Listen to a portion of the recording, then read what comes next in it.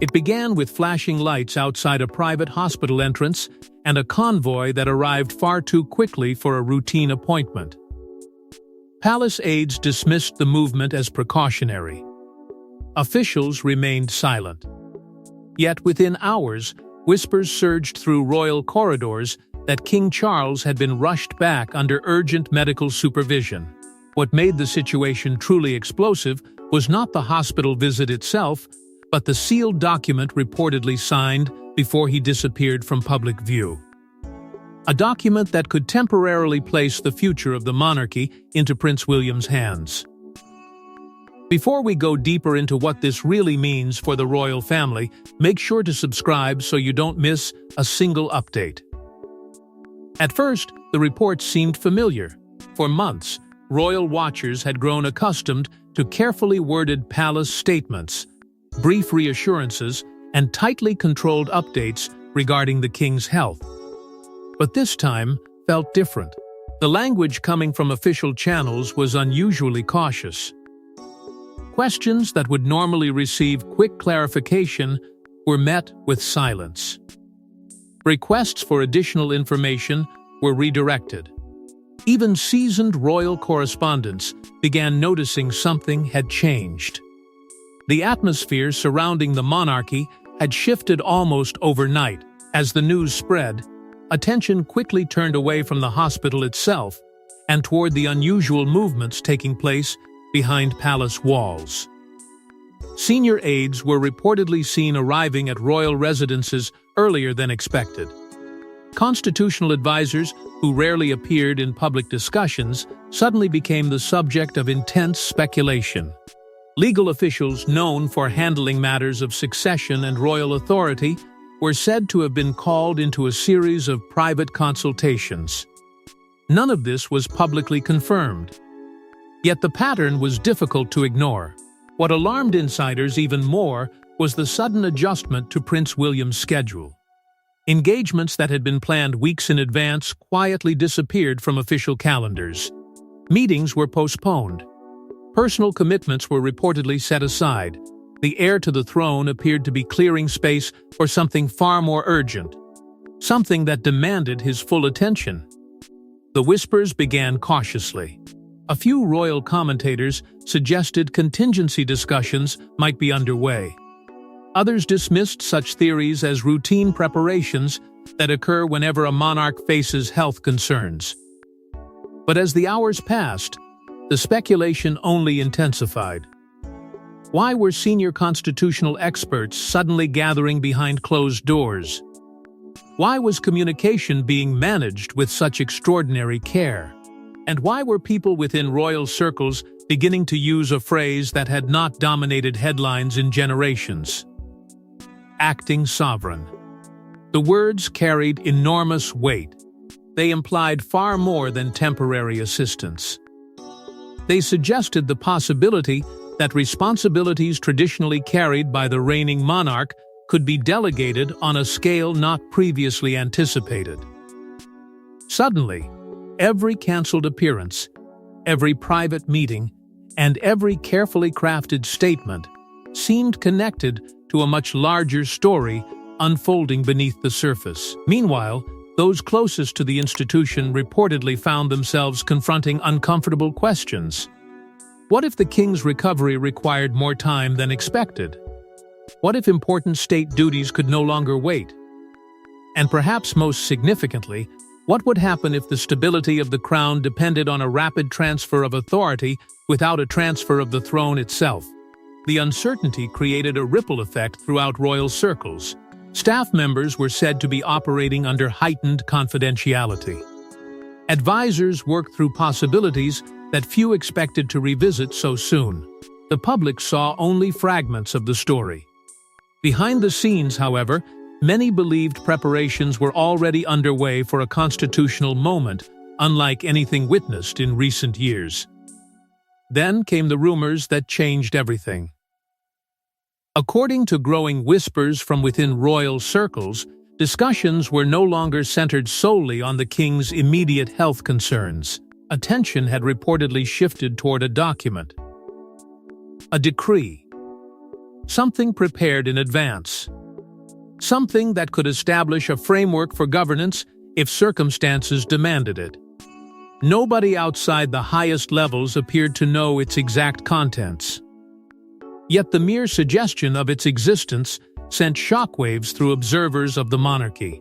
Suddenly, the hospital return looked less like a medical event and more like the beginning of a much larger transition. A transition that could reshape the balance of authority inside the royal institution while preserving continuity at its highest level. And as speculation intensified, one reality became increasingly difficult to ignore. The future of the crown might already be moving in a direction known only to a select few individuals behind closed doors. But the hospital return was only the surface of the crisis. The real drama was unfolding inside a sealed room, where the future of the crown was quietly being rewritten. While the public focused on medical updates, attention inside the palace shifted toward a far more consequential question: who would govern if the king could not? The question itself was unsettling, not because it challenged the future of the monarchy, but because it forced some of the most senior figures within the institution to confront a possibility they had hoped would remain theoretical for much longer. Publicly, officials continued to emphasize stability. Statements remained measured. Reassurances were carefully delivered. Yet behind the scenes, a different conversation was reportedly taking place, one that had little to do with headlines and everything to do with continuity. As concerns surrounding the king's condition intensified, whispers emerged that constitutional experts had been quietly consulted. These were not ordinary discussions. They were conversations centered on the machinery of the crown itself, the mechanisms that ensure the monarchy continues functioning regardless of personal circumstances. The institution had weathered crises before. It had survived wars, scandals, abdications, and moments of profound uncertainty. But every generation eventually faces a test that forces it to revisit the foundations upon which everything rests. That, according to growing speculation, was exactly what was happening now. Senior members of the royal household were reportedly summoned to a series of confidential meetings. The details remained closely guarded, but the purpose appeared increasingly clear. Advisors were examining pathways that could preserve stability if the king's ability to carry out official duties became limited. The discussions were not focused on succession. That distinction mattered enormously. Charles remained king. No one was questioning that reality. Instead, attention centered on how the responsibilities of the crown might continue uninterrupted during a period of uncertainty. For many inside royal circles, the distinction between authority and succession became the defining issue. The throne itself was not changing hands. Yet the practical burden of governing could potentially require a different arrangement. Historical precedents were reportedly revisited. Documents once considered little more than constitutional safeguards suddenly gained renewed relevance. Advisors studied previous moments when royal authority had been delegated, searching for guidance in the experiences of earlier generations. The deeper they looked, the more significant the situation appeared. At the center of those discussions stood Prince William. For years, he had prepared for leadership. Every engagement, every responsibility, every carefully measured step had formed part of a long process designed to prepare him for the future. Yet preparation and reality are not the same thing. One is theoretical. The other arrives without warning. Reports began circulating that William was becoming increasingly visible during high-level briefings. Meetings that once revolved around long-term planning now appeared focused on immediate challenges. Advisors who had traditionally reported elsewhere were said to be spending more time coordinating directly with the heir. The shift was subtle, but impossible to ignore. Alongside him, Catherine reportedly played an important role in several private consultations.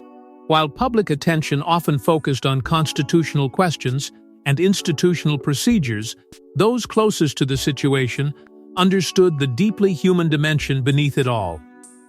A family was navigating uncertainty. A son was confronting responsibilities he had always known would come. But perhaps not this soon. And a future queen was helping steady the foundation beneath him. Within palace circles, concern reportedly grew not over succession, but over stability. Courtiers understood the stakes. The monarchy derives strength from continuity. Any perception of confusion or division could create challenges far beyond the walls of royal residences. That was why discussions remained focused on preserving confidence, protecting the institution, ensuring that duty continued regardless of circumstance. Yet the more advisors examined procedures, the more one reality became impossible to avoid. Every solution seemed to point toward William. Every contingency plan appeared to place greater responsibility upon his shoulders. Every private discussion seemed to reinforce the same conclusion. Something significant was changing. And although the public still saw only fragments of the story, those closest to the unfolding situation reportedly sensed that events were moving faster than anticipated. The conversations were becoming more urgent, the preparations more detailed, the expectations far greater. Yet even as advisors debated procedure, another development was raising alarm. William appeared to be preparing for responsibilities far greater than anyone expected. For years, Prince William had trained for a distant future. Suddenly, that future appeared to be arriving much sooner than anyone imagined. The discussions taking place behind palace walls had begun as conversations about continuity. They were meant to be precautionary, measured, responsible. Yet with every passing day, those conversations seemed to produce the same unavoidable conclusion. If the institution required additional support, if responsibilities needed to be redistributed, and if stability had to be preserved during a period of uncertainty, then the burden would inevitably fall upon the shoulders of the heir. What made the situation so remarkable was the speed with which circumstances appeared to be changing. For most of his life, William's path had been defined by patience. The future king was expected to spend years learning, observing, and gradually expanding his influence while his father carried the weight of the crown. That gradual transition had always been part of the plan. But history rarely follows plans. Sometimes it accelerates without warning. Sometimes it demands decisions before anyone feels fully prepared to make them. Reports soon began suggesting that William's role inside the institution was becoming increasingly significant. Meetings with senior advisors reportedly became more frequent. Government officials were said to be engaging with the heir on matters that traditionally remained further removed from his daily responsibilities. Discussions that once focused on long-term preparation now appeared increasingly concerned with immediate realities. The shift was subtle at first, easy to overlook, yet within royal circles, many believed they were witnessing the early stages of something much larger. Every public appearance seemed to attract a new level of scrutiny. Observers examined every statement, every engagement, and every interaction for signs that William's responsibilities were expanding. Commentators debated whether these developments represented routine adjustments or the beginning of a more profound transformation. The questions multiplied faster than the answers. Behind the scenes, palace insiders reportedly described a noticeable change in atmosphere surrounding the heir. Expectations were growing. Conversations were becoming more urgent. Decisions carried greater consequence. The sense of preparation that had defined William's journey for years appeared to be evolving into something else entirely, the first real test of leadership under extraordinary circumstances. At the center of that transition stood Catherine. Throughout the uncertainty, reports suggested she had become one of William's most important sources of strength and stability. While constitutional questions dominated headlines and speculation fueled endless commentary, those closest to the situation understood that leadership is never carried alone.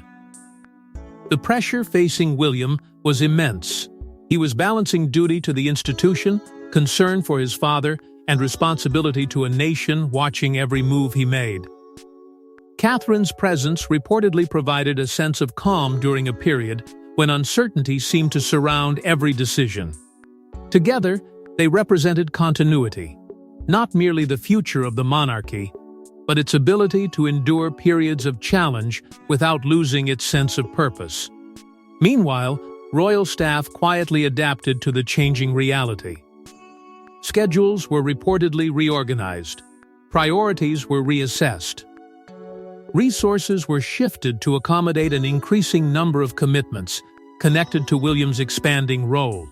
None of these adjustments generated official announcements, yet collectively they painted a picture of an institution preparing for possibilities that only weeks earlier seemed distant. The deeper observers looked, the more complicated the situation became. Questions emerged regarding how much authority could realistically be delegated. Where did support end and leadership begin? At what point would temporary measures begin to resemble a fundamental shift in responsibility? These questions carried enormous significance because the answers would influence not only the functioning of the monarchy, but also public confidence in its stability. Across Britain and beyond, speculation intensified. Newspapers, commentators, and royal analysts all searched for clues about what might happen next. Some believed preparations were being exaggerated. Others argued the institution was quietly preparing for one of the most important transitions of the modern era. Amid the noise, one fact remained undeniable: William's role was growing, and everyone could feel it. Yet for all the discussions about constitutional procedure and delegated authority, an even deeper challenge was beginning to emerge. Because beyond the meetings, the schedules, and the speculation stood a man who had spent his life waiting to serve as king, and a father who still wore the crown. But if William was being prepared for a larger role, the most emotional challenge was still ahead: how the king himself would respond to the growing reality of his condition. Behind the grandeur of palace walls stood a father, a monarch, and a man confronting one of the most painful decisions of his reign. For weeks, speculation had focused on procedures, schedules, and constitutional possibilities. Observers debated what William might do, what advisors might recommend, and what mechanisms existed to preserve stability during uncertain times. Yet amid all those discussions, one crucial reality often went overlooked. At the center of the story was not simply an institution facing a challenge. It was a king confronting a deeply personal reckoning. For Charles, the crown had never been something temporary. It was the responsibility he had prepared for his entire life. Decades of waiting, decades of service, and decades of navigating the expectations attached to his destiny had finally led him to the throne. Now, according to growing reports from royal circles, he found himself wrestling with a possibility few monarchs ever wished to face: the prospect that circumstances beyond his control might require him to surrender portions of the very duties he had spent a lifetime preparing to perform. Those close to the institution reportedly described the situation as emotionally complex. On one side stood personal determination. Charles had long been known for his commitment to duty and his desire to remain active despite challenges. On the other side stood the reality facing advisors charged with protecting the continuity of the monarchy itself. Their concern was not focused solely on the king's wishes. It was focused on the institution's ability to function effectively under every circumstance. As a result, conversations reportedly became increasingly difficult. Advisors are said to have emphasized a principle that has guided the monarchy through generations of uncertainty: continuity must always come first. The crown, they argued, cannot pause. Responsibilities cannot simply wait. Government business continues. State obligations continue. Public expectations continue. Regardless of personal circumstances, the machinery of the monarchy must remain steady. That reality reportedly weighed heavily on everyone involved. The challenge was not simply deciding what could be done. The challenge was deciding what should be done. As public concern continued to grow, pressure mounted behind closed doors. Every new headline generated fresh speculation. Every appearance became a source of analysis. Every silence seemed to create more questions than answers. The institution found itself balancing compassion for the king with responsibility to the nation. Neither objective could be ignored. Both carried enormous consequences. Amid this uncertainty, reports suggest a series of emotional discussions took place involving Charles, William, and Catherine. While details remain unknown, many observers believe these conversations represented far more than procedural planning. They represented a family confronting difficult truths together. For William, the situation carried its own burden. He was not merely preparing for greater responsibility. He was doing so while watching his father navigate one of the most challenging chapters of his life. For Catherine, the role reportedly involved helping maintain stability during a period when emotions and duty were becoming increasingly intertwined. The deeper these discussions progressed, the clearer the stakes became. Historical examples were reportedly revisited as advisors searched for guidance from previous generations. Moments when monarchs had delegated responsibilities were carefully examined. Lessons from the past suddenly felt relevant again, yet history could only provide part of the answer. Every era presents its own challenges. Every monarch faces circumstances unique to their reign. What remained constant, however, was the expectation that the institution must endure. Senior royals reportedly united around that principle. Differences of opinion became secondary to the broader goal of preserving public confidence. The focus shifted away from personalities and toward continuity, away from uncertainty and toward stability. The monarchy had weathered storms before. The question now was whether it could navigate this one without undermining the confidence upon which it depended. As days passed, the pressure only intensified. The public sought reassurance. Advisors sought clarity. The institution sought stability. And somewhere within those overlapping demands, a decision began taking shape. It was not a decision anyone appeared eager to make, yet it increasingly seemed unavoidable. The discussions grew more focused. The options narrowed. The reality became harder to postpone. What had once been a contingency plan now appeared to be evolving into a genuine possibility. And as that realization spread through royal circles, many sensed that the moment of choice was approaching far faster than anticipated. And when that decision finally arrived, it set in motion a chain of events that would send shockwaves through every level of royal life. The moment the decree was reportedly signed, everything changed, not the line of succession, but the daily balance of power inside the monarchy. For weeks, uncertainty had hovered over every discussion surrounding the crown. Advisors debated possibilities. Commentators searched for clues. The public waited for answers that never seemed to arrive. Then, according to growing reports from royal circles, the moment many had anticipated finally came. A formal delegation of responsibilities was reportedly approved, creating a new reality inside the institution. Charles remained king. The crown remained secure. Yet the practical burden of many day-to-day responsibilities now appeared to be shifting toward Prince William in ways few could have imagined only months earlier. Almost immediately, the atmosphere surrounding the heir began to change.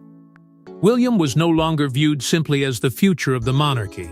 Increasingly, he became the central figure around whom critical responsibilities revolved.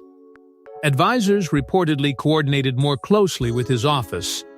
Important discussions increasingly passed through channels connected to the Prince of Wales. Government officials were said to be adapting to a structure that placed William at the center of growing operational responsibilities while preserving the authority of the reigning monarch. The transition was delicate. Every decision carried symbolic importance. Every adjustment had to balance continuity with reassurance. Palace aides reportedly worked tirelessly to present a picture of unity and confidence, understanding that public trust depended upon stability. The message remained consistent, the institution was functioning, responsibilities were being fulfilled, and the crown remained secure. Yet behind those official efforts stood a far more personal story. As headlines focused on decrees and constitutional authority, another figure quietly emerged as a stabilizing force behind the scenes. While William faced mounting expectations, Catherine reportedly became one of the most important anchors supporting him through the transition. Those close to royal operations increasingly pointed to her calm presence during a period defined by uncertainty. The pressures facing the Wales family were immense. They were balancing institutional obligations, family concerns, public scrutiny, and the emotional reality of a king confronting significant health challenges. For Catherine, the role reportedly extended far beyond appearances. She became a source of encouragement, perspective, and stability at a moment when the future seemed to be accelerating toward the couple far faster than expected. As William's responsibilities expanded, her influence appeared to grow alongside them. Together, they represented not only continuity, but reassurance. That reassurance mattered. Public confidence, according to many observers, was strengthened by the image of partnership they projected during an increasingly uncertain chapter.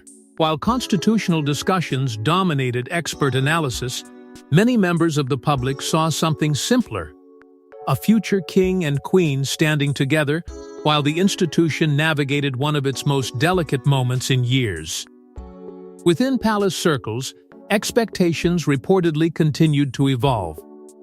Conversations once focused on preparation were increasingly centered on leadership. William and Catherine were no longer viewed merely as the next generation waiting in the wings. For many, they were beginning to embody the future direction of the monarchy itself. The challenge, however, remained immense. Family considerations had to be balanced against institutional duty.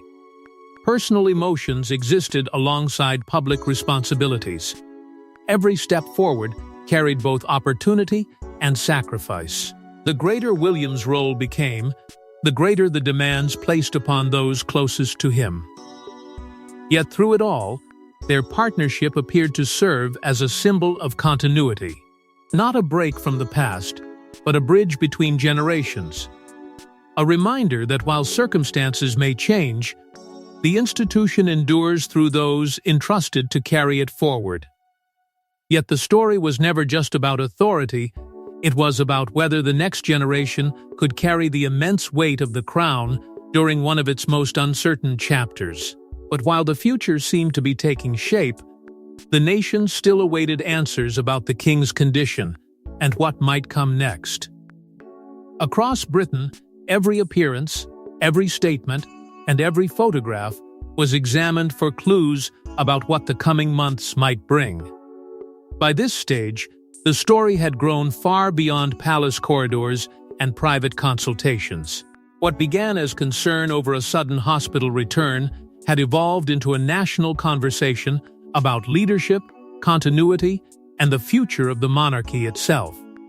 Every update, no matter how brief, carried enormous significance. Every public appearance generated fresh analysis. Every carefully chosen word seemed to fuel another wave of speculation. Across the country, people searched for reassurance in a period defined by uncertainty. At the heart of those concerns remained one question: how was the king truly doing? While official statements continued to emphasize stability, public attention remained firmly fixed on Charles. For many, this was not simply about constitutional arrangements or royal procedures. It was about a monarch who had spent decades preparing for his reign, and now found himself navigating one of its most challenging chapters. Supporters rallied around him, expressing hope that he would continue to recover and remain a guiding presence within the institution. Yet alongside that hope existed an undeniable awareness that events had already begun reshaping the monarchy in profound ways. Royal commentators debated the long-term implications relentlessly.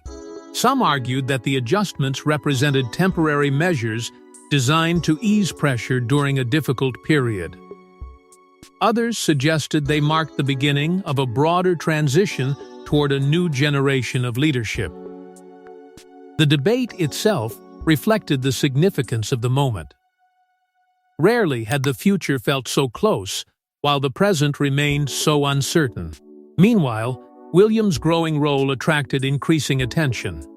The heir was no longer viewed solely through the lens of future potential. He was being evaluated as a leader operating under extraordinary circumstances. Supporters praised his composure. Observers examined his decisions. Critics and admirers alike recognized that he was facing challenges few heirs encounter before ascending the throne. Alongside him, Catherine continued to strengthen public confidence. Their partnership increasingly became a symbol of continuity during an unsettled period. Together, they represented both reassurance and anticipation, a bridge between the monarchy as it existed and the monarchy many believed was gradually emerging. The scrutiny surrounding the royal family soon reached extraordinary levels. Media coverage intensified. Analysts revisited historical precedents. Comparisons were drawn to defining moments from previous generations. What made the situation particularly remarkable was the sense that history was unfolding in real time, not through dramatic proclamations, but through a series of carefully measured adjustments designed to preserve stability. Throughout it all, both government officials and palace representatives remained focused on a consistent message: continuity. The institution would endure. Responsibilities would be fulfilled. Public confidence would be maintained. Yet beneath those reassurances lay a growing recognition that the monarchy was navigating one of its most delicate transitions in decades. The decree, the hospital return, and the sudden transfer of responsibility may one day be remembered as the moment a new royal era quietly began. Looking back, many may ultimately view this chapter not as a story of crisis, but as a story of adaptation. Charles's determination to safeguard the institution, even amid personal challenges, reinforced the principle that duty remains larger than any individual. William's emergence during a period of uncertainty demonstrated the years of preparation that had quietly shaped him for moments exactly like this. Catherine's growing influence highlighted the importance of partnership, stability, and resilience in guiding the monarchy forward. The future remains unwritten. Questions still linger. Challenges undoubtedly remain ahead, yet the direction of travel appears increasingly clear. The crown continues to adapt while preserving the traditions that define it. Public faith is gradually shifting toward the next generation, and through uncertainty, the monarchy has once again demonstrated its capacity to endure. And as uncertainty lingered, one final question remained: what legacy would emerge from this defining moment of royal history? Because in the end, the story was never simply about illness or authority, it was about a monarchy preparing for tomorrow, while one king fought to protect it today. Thanks for watching. Please don't forget to like and subscribe, and we will see you in next one.